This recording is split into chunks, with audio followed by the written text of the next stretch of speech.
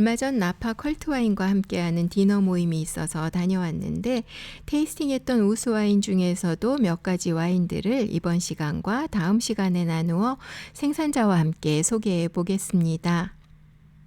화이트 와인 먼저 소개할까요? 콩스가르드의 더 저지입니다. 콩스가르드는 제가 작년 11월 서울 클래스에서 소개했던 생산자로 마지막 날 나파 고급 우수 와인 시간에 콩스가르드 샤도네를 소개하고 테이스팅도 같이 했었는데요.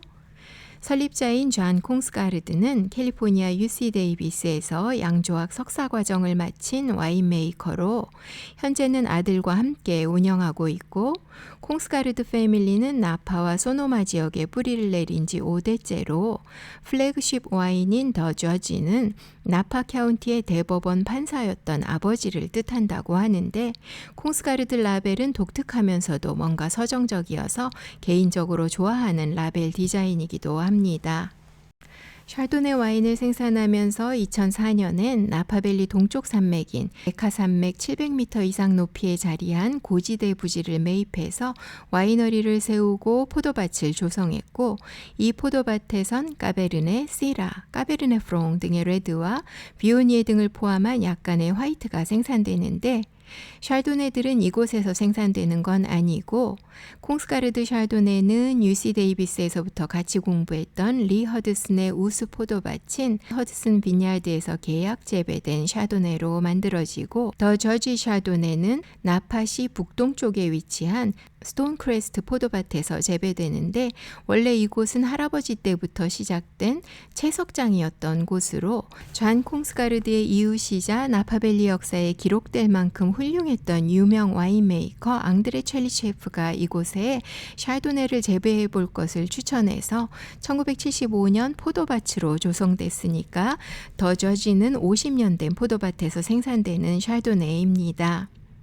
콩스가르드 와인 스타일은 느림의 미학이라고 표현하고 싶은데 천연 이스트를 이용해 우드 배럴에서 발효하면서 인공적 개입을 거의 하지 않아 때론 1년의 발효기간이 있기도 하고 필터링을 하지 않고 설퍼, 황 사용도 극히 최소화해서 와인을 생산하는데 샬도네를 포함한 약간의 레드 와인들 그리고 세컨 브랜드인 더 킹스 팜을 또한 소량 생산합니다.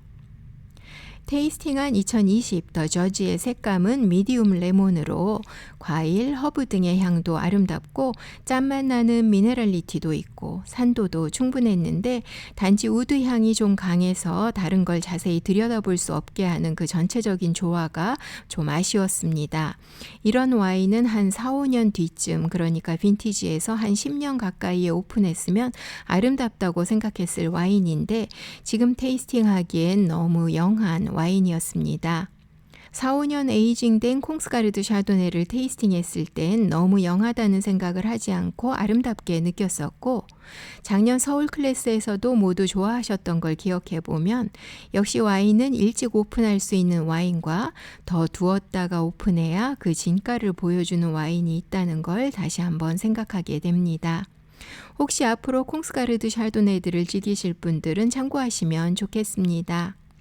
테이스팅했던 와인 중 소개할 두 번째 와인은 와인 애호가라면 이 이름을 모르는 사람이 없을 정도로 유명한 와인이죠. 나파밸리 컬트 와인의 대명사인 스크리밍 이글입니다.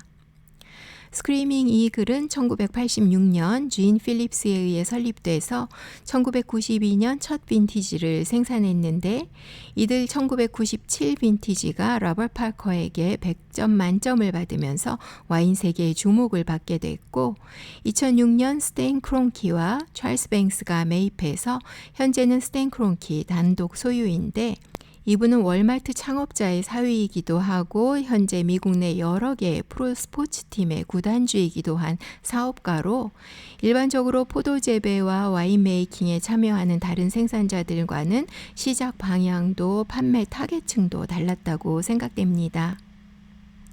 스크리밍 이글이 생산되는 포도밭은 나파밸리 심장부인 오크빌에 자리해 있고 현재 포도그루들은 1995년에 모두 새롭게 심겨졌다고 하니까 현재 약 30년 된 포도그루들로 스크리밍 이글의 치프 와인메이커는 하이디 베럿에서 앤디 에릭슨 그리고 닉 지슬라슨으로 이어집니다. 스크리밍 이글은 까베르네 소비뇽 블렌드로 한 해 700케이스가 안 되는 극히 적은 양이 생산되고 그롱방과 함께 세컨 와인인 더 플라잇 그리고 2012년부터는 소비뇽 블랑도 생산하고 있습니다. 스크리밍 이글의 최고 빈티지로 알려져 있는 1997, 2007 빈티지 중 2007 빈티지를 테이스팅했습니다. 나파밸리의 우수 와인들 중엔 진한 향, 높은 알코올의 볼드한 와인들이 여럿 있죠. 스크리밍 이글은 좀 더 엘레간트하고 조용한 파워를 가진 와인이어서 종종 단거리 주자와 마라토너로 비교됩니다. 테이스팅했던 2007 빈티지는 이제 15년이 넘는 와인인데 아직도 영한 와인에서 느껴지는 프레쉬함과 블랙과일, 블루베리, 허브, 얼티함이 있었고 약 1시간 정도 열어두고 시음하면서 그 향의 전개 과정을 느껴봤는데 뒤로 갈수록 더 많은 향을 보여주고 피니쉬도 더 길어져서 정말 마라토너처럼 오래도록 꺾이지 않는 지속적인 힘을 가지고 있었습니다. 스크리밍 이글의 좀 더 영한 그루들에서 생산된 포도로 만든 세컨 와인 더 플라잇은 멀로가 많이 블렌드된 와인이어서 타닌의 질감이 부드러웠고 상당히 과일 향을 많이 담은 프루티한 레드 블렌드였는데 시간이 지날수록 초콜릿과 커피 향 등을 보여주는 좋은 와인이었습니다. 테이스팅했던 컬트 와인들 중 세 번째 소개할 와인 스케어크로우입니다. 스케어크로우 와이너리는 오래전 헐리우드 영화 벤허와 오즈의 마법사 등을 제작했던 MGM 제작 책임자 J.J. 콘의 별장이었던 곳으로 인접한 경계를 같이 하는 잉글루크 와이너리에서 1945년 포도 재배 제안을 해오면서 포도 재배가 시작돼서 나파에서 현재 가장 오래된 까베르네 소비뇽 포도밭이라고 할 수 있겠습니다. 이곳은 현재 J.J. 콘의 손자가 소유하고 있고 생산된 까베르네는 오퍼스1, 인시그니아 그리고 더크혼 등에도 일정량 공급되지만 2003년부터 자신들의 브랜드로 두 와인을 생산하고 있는데 오즈의 마법사 캐릭터들을 이름으로 해서 영화 속 허수아비인 스케어크로우, 영화 속 양철맨을 이름으로 한 세컨 와인 무슈에탕이 있습니다. 까베르네 소비뇽 100%의 스케어크로우 2006 빈티지와 세컨 와인 무슈에탕 2009 빈티지를 테이스팅했습니다. 100% 까베르네 소비뇽인 2006년 스케어크로우는 블랙베리, 스파이스, 커피 등의 풍부한 향, 고운 질감이지만 아직도 힘있는 타닌, 충분한 산도가 훌륭한 구조감을 보여줬고 스크리밍 이글, 한란, 스케어크로우를 같이 테이스팅할 때 이 세 와인 중 알코올 레벨은 상대적으로 가장 높게 느껴졌던 리치한 풀바디 까베르네였는데 이 세 와인의 포도밭 위치를 생각해보면 이해가 되는 부분입니다. 세컨 와인인 무슈에탕 2009 빈티지는 스케어크로우보다 좀 더 과일향이 더 있고 무게감은 조금 덜하면서 구조감과 리치함에선 비슷한 캐릭터를 담고 있는 좋은 와인이었습니다. 나파밸리 아로호 에스테이트의 대표 와인 아이슬리 비냐르드의 까베르네 소비뇽입니다. 나파밸리의 아이슬리 비냐르드는 1878년 처음 포도밭으로 개간됐는데 1964년 까베르네 소비뇽을 메인으로 하는 보르도 블렌드 품종들로 모두 다시 심겨져서 우수 포도밭으로 인정받으면서 1990년 발트 아로호와 다프네 아로호 부부가 매입해서 아로호 에스테이트이 설립됐습니다.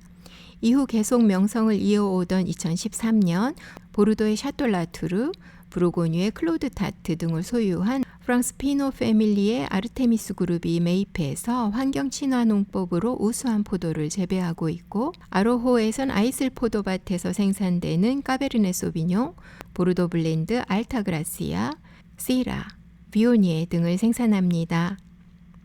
그중 이들 대표 와인인 까베르네 소비뇽 2002 빈티지를 테이스팅했습니다. 까베르네 프롱과 푸티폴도가 소량 블렌드된 이 와인은 향의 풍부함과 롱 피니쉬, 향의 집중도와 20여 년 숙성된 와인에서 오는 밸런스가 좋았고 14%가 넘는 알코올이었지만 충분한 산미로 입에서 무겁게 느껴지진 않았던 우수한 와인이었습니다. 특별한 와인들과 함께한 디너 모임에서 테이스팅한 와인들을 몇 가지 소개했고, 다음 시간 파트 2에선 테이스팅했던 다른 우수 컬트 와인들을 소개하도록 하겠습니다. 어느새 9월이고 이제 가을이 찾아오고 있는 게 느껴집니다. 다가오는 계절의 끝자락인 2024년 11월에 있을 서울 클래스에서 구독자 여러분들을 직접 만나게 되길 기대합니다. 끝까지 함께 해주셔서 감사합니다.